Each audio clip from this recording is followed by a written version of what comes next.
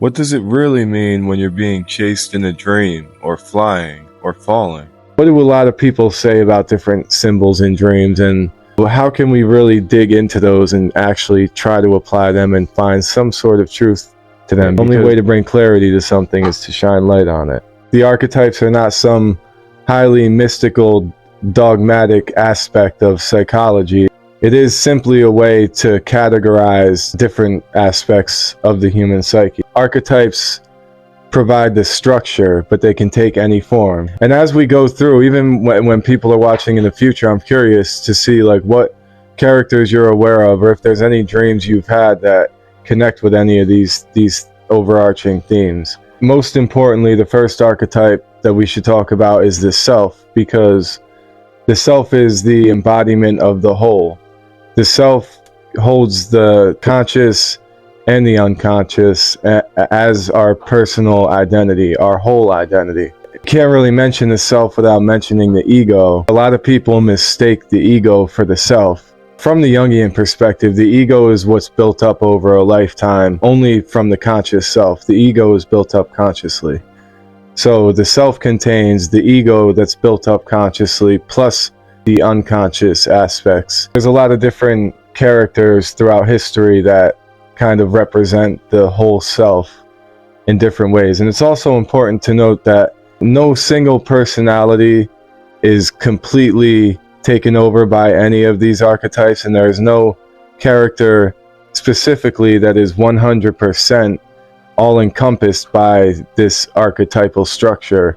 Everyone contains multiple layers and different blends of these archetypes in different ways. You know, some are dominantly a single type of archetype, but most characters, and you know, throughout history and throughout all the mythology and even like modern Hollywood, all characters can encompass these archetypes, but you will find small pieces of every archetype in almost every character. So, you know, they're simply like predominant unconscious personality types. So I feel like the Buddha would represent the self, the wholeness of one. Like often the concept of the Atman or the Atman in Hinduism also seems to speak of the identity of a whole unified self. Also, I feel like the self would be like both Tony Stark and Iron Man, you know, not either one individually, but understanding that they encompass one person. That's like together they are the self. You know, they say that Yahweh, like the one God, the top God, would represent the self. Zeus, you know, things like that. Quetzalcoatl or Quetzalcoatl in Aztec mythology, he represents wholeness, or the highest aspect of consciousness and unconsciousness of the self. Right underneath the self, you have the persona. And I think most people understand the persona is the face that we show to people every day, the character that we've built up, only conscious, as every single aspect of this has light and dark, or what you could consider male and female, or just polarized aspects of it. So there's no single good or bad in any archetype. The persona is like, it's the social mask that we wear so that we can interact with people. In a lot of ways, when I was trying to connect different characters with what the persona would be, I feel like Aphrodite is kind of represented like the social self, the beauty, the charm, the image, the outer image. It would also be like Tony Stark or Peter Parker is kind of like the what you show to the world, what you want the world to recognize you as, at least. You have the self is the whole self. The persona is the face we show the world. Then you have the shadow, you know, and the shadow is every part of that self that you choose not to show the world, whether it's good or bad. I will also throw the video to the shadow in the comments. Yeah, the shadow is what we choose not to show to the world. So another archetype that I'm going to get to towards the end there is the hero. The hero is its own archetype. So yeah, we could say the persona is Clark Kent and the hero is Superman. And then like the shadow would be the alternate universe where there's always like the opposite version of that superhero. You know, that would be the that would be the shadow probably. But there's also other characters that I feel like would represent the shadow in like common culture and in history and mythology. Is like, even though the name means the light, I feel like the god would be the self, and then the shadow would be the Satan or the Lucifer. And you know, because it's all the repressed, rejected aspects, although it doesn't mean that they're all negative, and they're completely necessary, and they hold a necessary place. Or Darth Vader, he's the shadow of Anakin, kind of. Anakin turned into Darth Vader. I don't know Star Wars very well. I hope I'm not messing that up. Darth Vader would be the rejected and repressed aspects of that character. And you know, Gollum is obviously a shadow character. Tyler Durden from Fight Club, he was the shadow. So then you have the anima and the animus. The anima is the feminine aspect of every man's psyche. I like tried to understand this, or came to understand it logically, because like I kind of almost struggled with this one a little bit. But like, we're all born from a woman and a man, so we all hold genetic code from a woman and a man. If you happen to be born as a male, then you still hold some genetic remnants from the female, the X chromosome, and that will manifest itself in the psyche as different feminine aspects of your personality, which you may choose to acknowledge in healthy ways, or if you repress them, and you know, through certain different types of, I believe, influence and trauma, they might grow and overflow in certain ways by just from being repressed or from being overly stimulated. But we all have aspects. Every man has an aspect of a female that often represents itself. I feel like historically and throughout mythology, it's manifested itself as like the siren and the mermaid. It represents the emotional and intuitive side of men. And then every female has some genetic code from a male, obviously, and that's the animus, Carl Jung would call that, and that's the archetype of the animus. Understand that he didn't believe that these things solely existed within the human mind. He believed that these are universal constructs that are predestined and pre-built, and they transcend the human mind. They're almost like laws of nature, but fluent and always changing form and growing and evolving, because evolution is a part of nature. We know nothing in nature stays the same. Everything either grows or decays. You know, everything is always in a process of motion or movement or change. Nothing is staying completely static. But with that being said, that these archetypes are kind of foundations that are laid out within nature that humans tap into as we grow. So the animus, the masculine part of the psyche that's in every female, that's what gives them that some extra assertiveness, and sometimes when they repress that, it can push it deeper into their shadow, and that's where these archetypes start to overlap. And that's why it's not so like black and white as much as a lot of people want it to be. The next archetype, I think, not to be confused with the anima, that, you know, it's not the feminine aspect within men, but this is the mother archetype. And I think most people basically understand throughout history and in Hollywood different characters that embody the mother archetype, you know, or the nurturing, creative aspect of the human psyche. Every man has to have some of this in them, especially if you have kids, or even if you have a pet, or even just dealing with people around you, especially younger people. And we'll get into the child archetype in a little bit here. As we go through this, I want other people to think about maybe, like I said, dreams that they've had and characters that they've encountered in their dreams that might be manifesting themselves in these different ways. And then try to feel it out, and maybe you could understand, maybe that character was really trying to represent this aspect of my personality. Now, maybe it wasn't. And if it's not, and if that doesn't resonate with you, then you know, I wouldn't go down that path. But most of the time you can find some type of connection with one of these characters, or one of these archetypes, I would say. And they manifest themselves obviously in different characters, as different characters. And again, Carl Jung recognized these because He traveled all over the world, from Switzerland to England to America to Africa to India, and he noticed a lot of these reoccurring patterns in people's dreams. And he worked with a lot of different schizophrenic patients. That's when he really started to question Freud's methods the most, was when he saw these universal symbols kind of being manifesting in different ways for a lot of separate schizophrenic patients also. It's interesting that one of the symbols he noticed that people, if they were identifying with the self archetype, you know, the wholeness of the self, that archetype,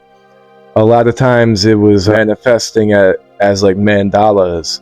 People were dreaming of these mandalas or drawing these mandalas, and that goes across cultures that were completely disconnected. They're symbols for those that are strikingly similar to each other, and it's just so that's where he started to connect like the symbolism and, you know, like the sacred geometric connection between symbols and archetypes across the world, you know, and kind of grounded in him his understanding of it as a more universal concept. Then you have the father archetype, and I think that one's pretty much self-explanatory. You know, it represents protection, authority, guidance, discipline. Then you have the child archetype, and that a lot of people have dreams about their childhoods, and they feel like this might be kind of speaking to them about something of their past.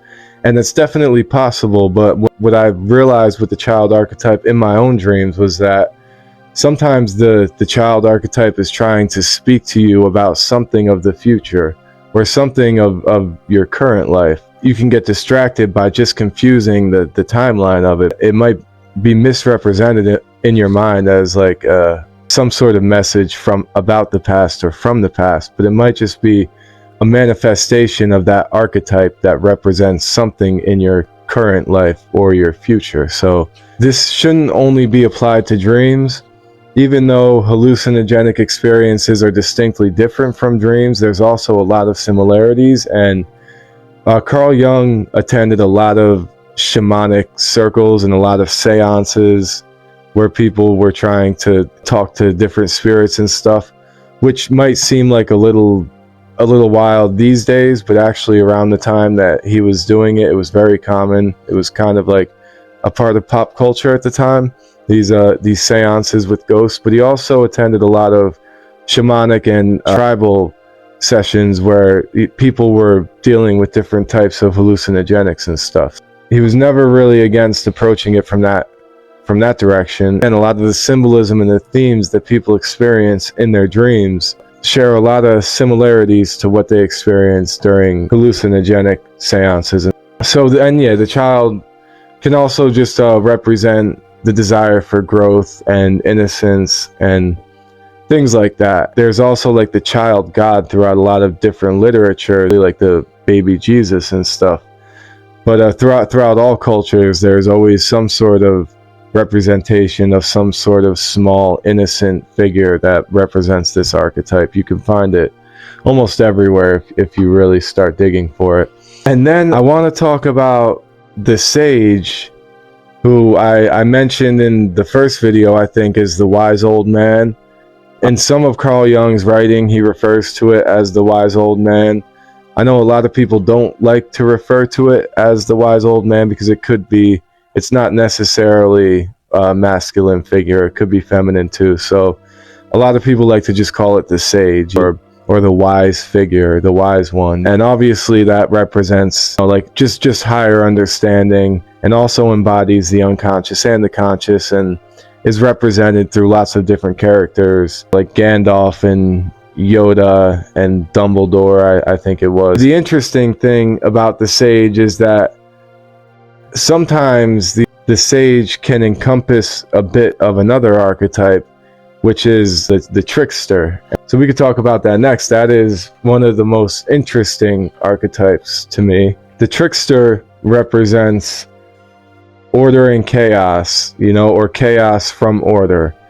And it obviously is represented as the jester, the clown, Even and like modern comedy and modern comedians are an embodiment of this archetype. They really are. Historically, the jester was the one that was able to speak truths about the royalty without getting his head chopped off, without repercussions.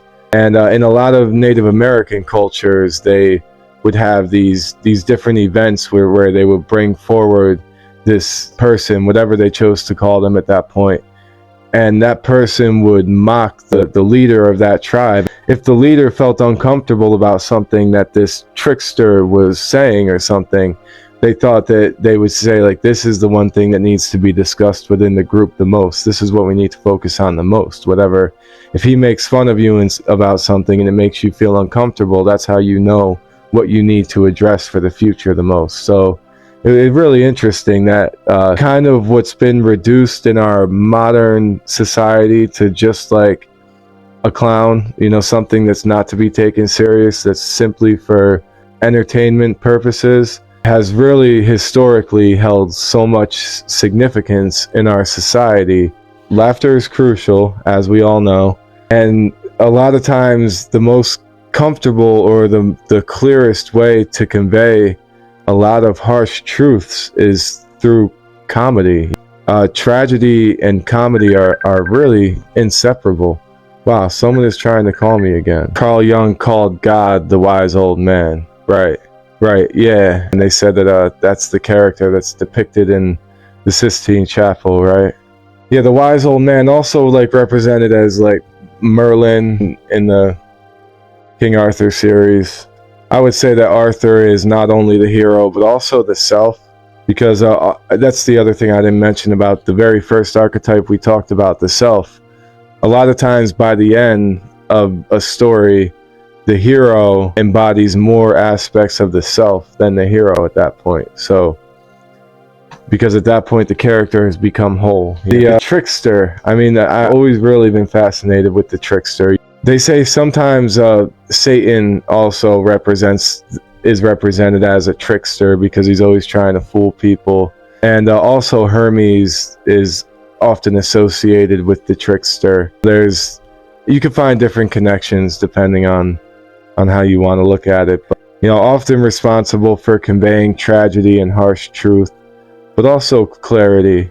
These are characters that embody something bigger than just the human psyche. The archetypes exist as almost like a prerequisite in nature, so, and Carl Jung kind of explained that as we grow and we're able to tap more into like the celestial wireless, you could call it, or the information, the collective unconscious, we can not only choose which aspects of these archetypes that we want to understand the most, but we can choose which aspects of these archetypes that we want to embody the most. And you can try to look at yourself as which aspects of your personality are growing the most, which one of these archetypes are you embodying the most, and which ones maybe have taken over a little too much, and then try to find a balance with these archetypes based on what type of life you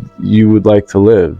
I think that's where the real growth can come from, understanding this, and also not just from observing your waking life, but that's where the dream work comes in. And if you start to study your dreams and then try to objectively observe your everyday life, just step back and try to look at the bigger picture somewhat, you could find which one of these archetypes you're embodying the most, and then try to be the master of your own story and find a balance between these archetypes that works best for your desires. That's what I would say. And you can find correlations between your waking life and your dreams with understanding the symbolism in these archetypes. I really believe that, and that's also what I've noticed from personal experience, and also observing people that you surround yourself with. Which one of these archetypes is showing up the most in the characters that you encounter every day? And is that something that you feel resonates with you?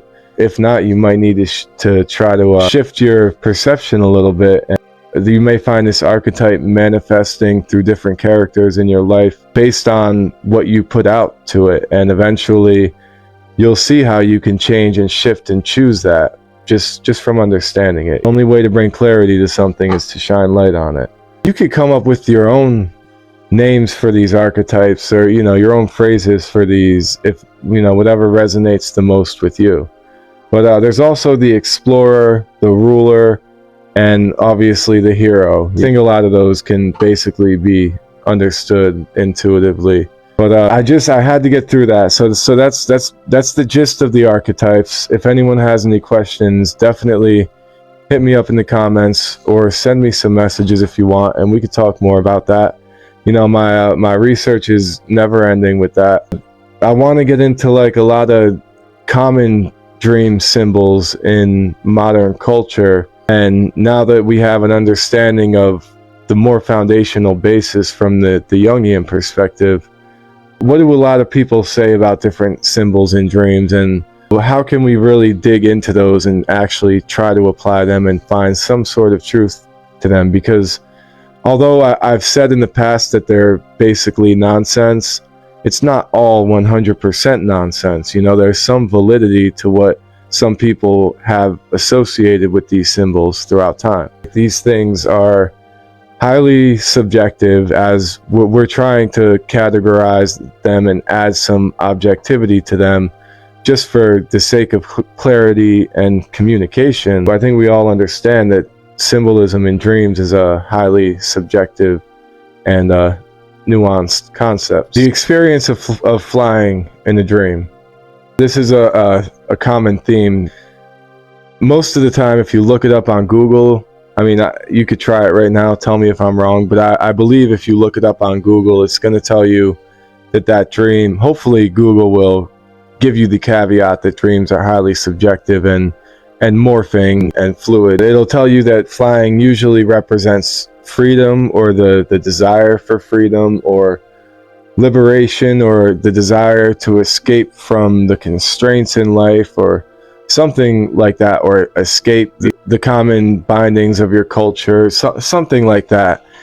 And sure, there's definitely something to that, and it could represent that, but I wouldn't want someone to have that dream and then look up that definition in one of their dream dictionaries and then waste all of their time trying to find some way to apply that to their life when it's really not applicable. So it's important to recognize that if you have a dream about flying, depending on what resonates with you and what feels right, it could have a whole bunch of different meanings. You may be tapping into some sort of other life you could imagine, or some sort of imaginatory desire to experience flying. That's also possible. You may also be going through something in your life that's highly liberating, and you may be in the process of it. It depends on how you feel, and that's what a lot of times when you look up in these dream dictionaries, they don't even consider. If you were flying, but you also may have felt like you were flying away from something, and that could completely change the meaning of that theme in the dream. And you may have felt like you were flying towards something, and depending on what you're flying away from and what you're flying towards, or if you feel like there's no reference point of anything behind or in front or before or after, and you're just flying freely, that could have its own meaning. So when it comes to flying in dreams, and things like that, important to have more context. Don't just look it up on Google or in your dream dictionary and take the first explanation as the only explanation. Because then there's also the common dream theme of being chased. And being chased can obviously represent a lot of different things. The fear of something that you're trying to avoid.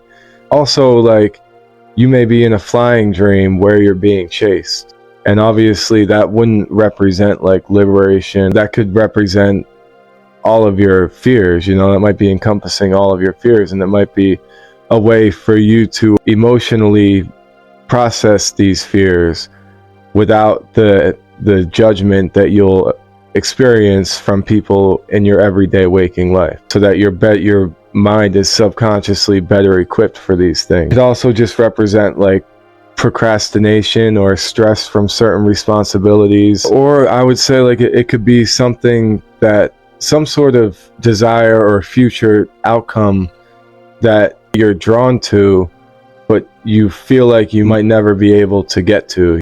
We should realize, even though we might feel fear in some of these dreams, and I'm not going to get into all that. I know what some of you might be thinking because I've mentioned it before, but that fear that you feel from being chased, it's important to recognize that you only fear things that don't exist. And a lot of times parents, their kid might wake up from a nightmare and someone might tell their kid that it's not real, it was just a dream, go back to bed. And then that same parent might catch themselves laying in bed being afraid of something that's also not real. That's not just a dream, but it might just be their imagination. We only fear things that don't exist. By the time they exist, it's not a fear anymore, it's a reality. So we can only fear things that don't exist. So they say that like people fear the unknown. I never really like that saying because there are sometimes the unknown makes people curious. Some people step willingly into the unknown without any fear. So we don't always fear the unknown, but every time we fear something, it is something that's unknown. You can only fear things that may happen. Even if you think they're very likely to happen, you're not fearing something that actually exists. Jesse, you said, I found this explanation for flying that I gravitate towards. Because we're trying to rationalize the feeling of weightless bodily movement, since we don't have physical bodies, also we all share the experience of movement without effort from being in a womb. Interesting. I like that.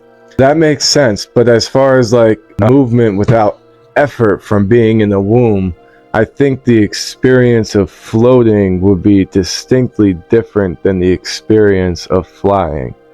But still, a lot of times people might use those words interchangeably to describe their dream. Interesting, when someone's having the feeling of free floating in a dream, are they tapping into the experience that they had when they were in the womb? Some deep-seated memory there, while their brain was still developing in the womb, may have been captured. Very interesting.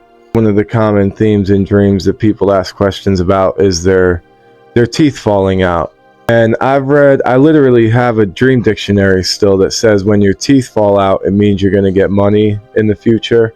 Obviously, that's just one of those nonsense explanations because it may have happened to some people. They may have came across some money after they had a dream about their teeth falling out. But, correlation's not always causation. It could represent like insecurities, or the feeling of powerlessness, being exposed without control, and that's also like ties into the dream of having your pants down in a public place, or being naked in public.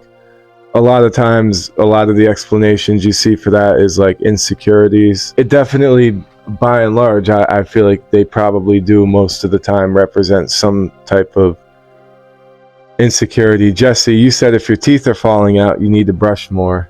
Oh well, tooth. Yeah, it's possible that maybe you're just not taking good care of your teeth, and that's why you had that dream. That's very possible too. Maybe it's just your subconscious telling you to go to the dentist. It's been a while since you had a checkup. I just don't want people to fall for the classic like, oh, it means you're going to get rich or something, because you very well might get rich, but the dream of your teeth falling out has nothing to do with that, I think. And yeah, they could represent some type of insecurity. It could represent a lot of things, and being naked in public, could represent vulnerability and all of that. The thing is, like, a lot of people, I've seen this in people who have reported their dreams, that a lot of times they have dreams of being naked in public, and they claim that they have no fear. Tooth fairy vibes. And they claim to have no insecurities about being naked. So don't be fooled by the symbolism. It's not necessarily directly what it's saying. It's just a way for that theme to manifest itself in your mind. A lot of it is context. Just because you have a dream about being naked doesn't mean that you have an insecurity with your naked body. Could represent an insecurity in almost any other with your naked body. Could represent an insecurity in almost any other aspect, and you would have to look at the overall theme and characters and symbols in your dream to distinctly identify what that might be. I think, at least that's how I feel. What about falling? Because what about just the dream of falling? So we've talked about that a lot. A lot of times if you look it up on Google, it'll tell you that it just represents helplessness, you know, or you're losing some major aspect of yourself. You say, for me, I'd have to say falling means surrender. I get that. I get that. Yeah. Because you're not flying. You're not taking control of flying. I like that. Yeah. Falling asleep, falling in love, falling ill. All things you can't really force or control. Yeah, that's why I said lack of control is one of the things that you'll see probably on Google or in a dream dictionary. Falling often represents lack of control. Surrender, yeah. I like the surrender aspect of it, because surrender is different than just lack of control. Surrender is almost acceptance of that lack of control. So again, I think that's why it's important to focus on how you feel. In every one of these dream themes, we have to remember to think about how we feel. You know, not just the circumstances, but the emotions too. If you feel surrender in that moment, then yes. But if you feel overwhelming fear, then maybe it might be something else. But then at the same time, maybe it could be your dream trying to tell you that you need to surrender more. And it might be trying to teach you to learn how to surrender to things that you don't have control over, things that you can't force. That's interesting, Jesse. Thank you for that. Being lost, that's what I was talking about. Yeah, that was one of the main themes of my dreams for a long time. You said you're running in a lot of dreams. Yeah. How do you feel when you're running? Do you feel like you're running from something? Or are you just running? Or do you feel like you're just Forrest Gumping that, you know, just going? I wonder, because I've had dreams about just running, and a lot of times if you were to approach someone with that, they would attribute it to the dream of being chased, but it doesn't necessarily have to be that. You know, maybe you're trying to run towards something, or maybe you're just running. You said trying to escape some threat. Yeah, and that ties in with the dream of being chased. And then how do you feel? You know, or obviously some threat, so you feel some sense of fear, or some, you know, natural survival instinct, and trying to get away from someplace, find a safe space. Yeah, that can obviously represent the avoidance of confronting something, trying to escape some things that are stressing you out in life, and or something from your past that you're trying not to acknowledge. But it could also just be tapping into that primordial genetic code that we as humans have as a survival instinct, because so many of our predecessors historically have been chased by things and had to try to find a safe space to escape whatever they're running from. So I mean, maybe just the overall experience of that, and then, you know, that's where you could get into one of the theories of dreams, that we're acting out these things so that we can better react to them when we experience them in waking life. And because humans existed undomesticated for so long, that there may have been enough experiences just like that to tune it into our genetic code, or you could say to program it into the celestial wireless, whether you want to look at it internally or externally. You said a dream therapist mentioned how I'm trying to hop fences and asked me what a fence means to me: an obstacle, a cage, a boundary I need to get over. I love that you said that. Thank you for saying that, because the whole point of what I'm doing here, perfect point, that if you have a dream about running, or you have a dream about being chased, what other context is there? What else is going on in that dream?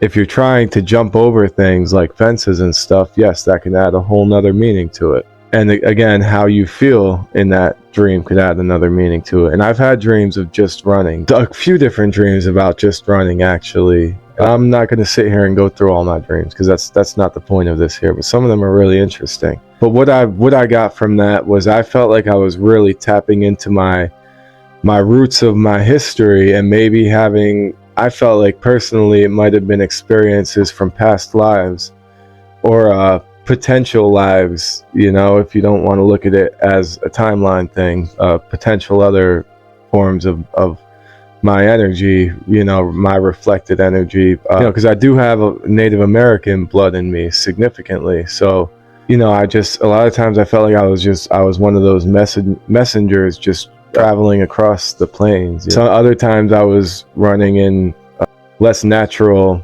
environment. The obstacles, the boundaries you're trying to get over, that's really interesting. Yeah, if you're leaping over fences and walls, then that could add a whole nother aspect to it that someone would want to consider if they're trying to interpret that type of dream. Thank you for that, Jesse. Again, great input. I didn't even think about that. I've never had that experience. I've had the dream of being lost and running in the same dream. He said, I like to imagine dreams are where we can encode our epigenetic memory through thought, emotion, etc. Yeah.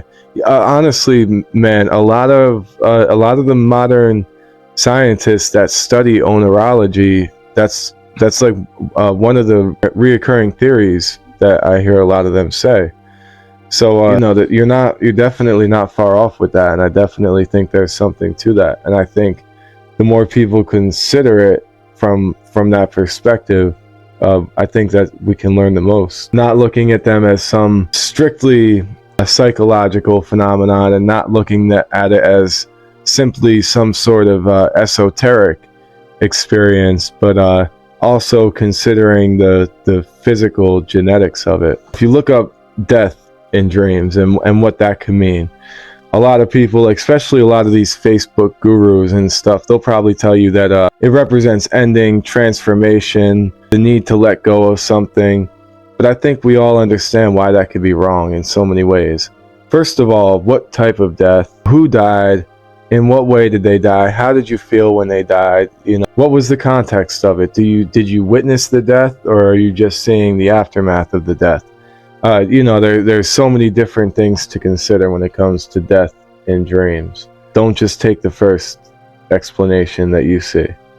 And if you guys can think of any common dream themes out there that you think have obvious explanations or obviously wrong explanations, let me know. Being in a haunted house, they say that can symbolize unresolved issues, feelings of guilt, or fear of the unknown. And that is not whatever resonated with me. A lot of times I was in this lost house, but it was more a dream about being, or I was in this haunted house, or abandoned house, I should say. You said I'm a dream all about all these symbols you brought up. Naked, afraid, in a haunted house with the tooth fairy, right? Right though? Man, crazy. And that's okay, and that's off like that's what I'm saying. A lot of my dreams, one of my common themes was big haunted houses, or big abandoned houses, or big mysterious houses. And often, usually sometimes I was being chased in them. Sometimes I had that feeling of being lost. Sometimes I was running in them and lost and being chased all at the same time. You know, that's where it's important to recognize that there's layers to these, you know, and it's like what is the most prominent aspect of the dream, and then what are some of the less significant aspects. And maybe I think it's important to try to layer these things based on an emotional measurement. And that's one of the things that I loved about Carl Jung. You know, Carl Jung didn't claim to be the founder or the discoverer of anything. He definitely emphasized the point a lot that he was just kind of helping people remember what they already knew. He believed that these things were revealing themselves to us, not that he was the one that had to reveal them to us. And he believed if people would take the right perspective, they would understand these things. Love the shirt too. Thank you, man. You know, I have 2 of these shirts, and I found them at Salvation Army. And they both same size, fit me, and I bought both of them. They were probably like less than $3 each. So, and I've had them for a while now. Yeah, I love this too, honestly. I didn't design this. I kind of wish I did. I do have some slightly similar ones, but you know, I'm gonna be I have it on some jackets and some hoodies, but I will be making t-shirts. with this design on it. No, I'll incorporate that. But yeah, thank you. I love these shirts too. So yeah, what was I talking about? Actually, I might call it a night here soon. And if my main point here was to just show that you can never go by a one-dimensional perspective or explanation about anything that you have in your dream, and there's layers to it. The only way to really understand them is to recognize the multi-dimensional aspects of them. But I'm gonna call it a night. If anyone has any questions about any of this, hit me up in the comments or in the messenger, wherever. I'm open to it. I'd love to discuss some of this more. And again, I'll be posting all of these to YouTube in the future. And I got my email up there on my YouTube page if anyone really has something personal that they don't want anyone to see. I will also, I finally downloaded this live streaming app. I'm still working on figuring out how to work it, but I'd like to, it has the option for people to comment anonymously. I think that might be powerful in sessions like this for some people. I don't know. So let me know if you guys think that's a good idea. Either way, we're still here. And next week, oh, good night, Dad. Good night. Next week, I'm not exactly sure what I'm going to be getting into next week specifically. If I feel like we've explored enough of the Jungian aspects, I might move on from that. But there might be more to this that I want to pick apart and talk about. I'm not sure. I just want to make sure I basically cover everything so that when we're referencing these things in the future, I could just point people back to these videos. So, but I will be announcing it soon. I'll figure out what the topic for next week is going to be, and I'll let you guys know pretty soon, because I do have some extensive notes for platonic solids and sacred geometry. You can expect to see a lot of that coming out in the future, and I'll definitely probably be wearing these shirts for those ones too. So thank you, everyone. Thank you, Jesse. Thank you, Dad. Thank you, Elaine. And for whoever tunes in the future, bless your beautiful soul. I will catch everyone next week. Peace and love.